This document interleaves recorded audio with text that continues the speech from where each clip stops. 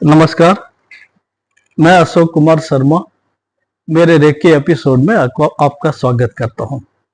इससे पहले के एपिसोड में हमने जाना था कि रेकी क्या है, किस नामों से पुकारी जाती है, कहां से इसका उद्भव हुआ, आधुनिक युग में इसको कौन लाया और इसके बाद इसमें क्या क्या परिवर्तन हुए, ये जाना। फिर ये जाना कि हम हमारे शरीर में कैसे रेकी को स्थापित कर सकते हैं। अब आज हम ये जानेंगे कि रेकी को रिलीज कैसे किया जाता है, इससे रोगों का उपचार कैसे किया जाता है। रेकी विज्ञान के अनुसार 3 तलों पर रोग उत्पन्न होते हैं या 3 तरह के रोग होते हैं, मानसिक, आध्यात्मिक और शारीरिक। रेकी तीनों तलों पर काम करते हैं, यानी आध्यात्मिक में भी है, शारीरिक में भी है और मानसिक में भी है। तीनों एक साथ यह काम करती है। शरीर विज्ञान को अगर देखें तो हमारे 7 चेतना केंद्र से संबंधित ही सारे अंग होते हैं।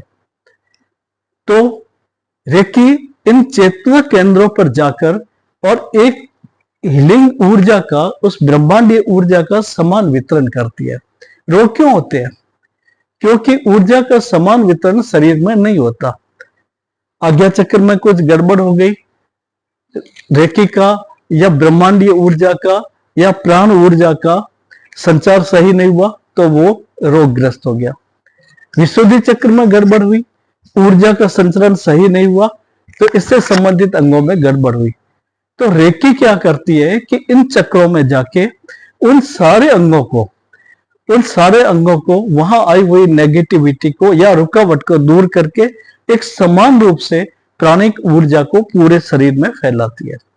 तो धीरे धीरे वो सारी एनर्जी फैलने से वो रोग, चाहे वो मानसिक स्तर पे हो, चाहे आध्यात्मिक स्तर पे हो और चाहे शारीरिक स्तर पर हो, धीरे धीरे दूर होने लगते हैं।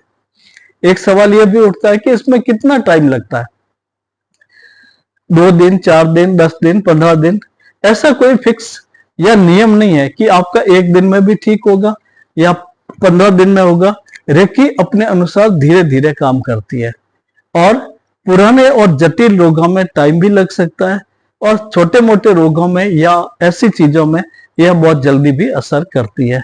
लेकिन ये आपके शरीर की ग्रहण शक्ति पर भी निर्भर है कि आप इस रेकी को किस तरह ग्रहण करते हैं। अगर आप पूरे मनोयोग से या पूरे विश्वास से रेकी करते हैं तो और ज्यादा फर्क पड़ेगा।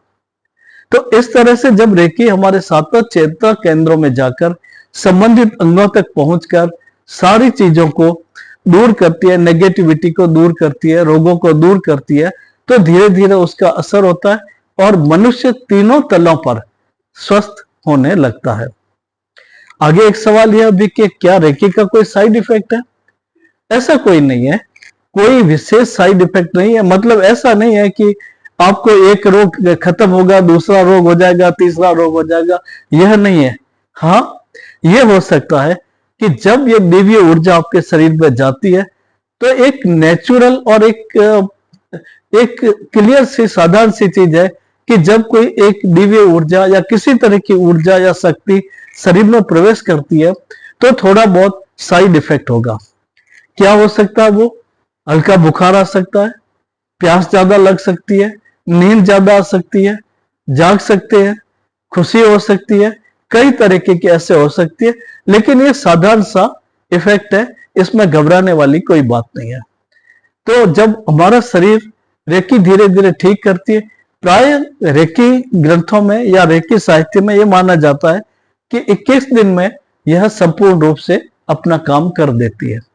छोटे मोटे रोगों में, मानसिक रूप जो रोग है बहुत ही जटिल, जैसे पागलपन हो या मानसिक शक्ति का कम हो या कुछ भी हो, तो ऐसे में ज्यादा टाइम भी लग सकता है। लेकिन कई बार ये मेरा खुद का यह देखा हुआ है कि कई बार रेकी 5 मिनट में भी असर करना शुरू कर देती है। कई बार नेगेटिविटी इतनी जल्दी जाती है कि आप आंख खोले तब तक तो आपके वो होते ही नहीं आप में और आप एकदम प्रफुल्लित महसूस करते हैं। तो यह कोई ऐसा फिक्स नहीं है, डॉक्टर भी नहीं बता सकते कि हमारी टेबलेट आपको 5 दिन में ठीक करेगी, 3 दिन में करेगी। हाँ, वो कहता है कि आप 2 दिन ले लो, 3 दिन ले लो, 5 दिन ले लो, कभी 7 दिन भी लेनी पड़ती है। जस्ट यही हमारी रेकी में है।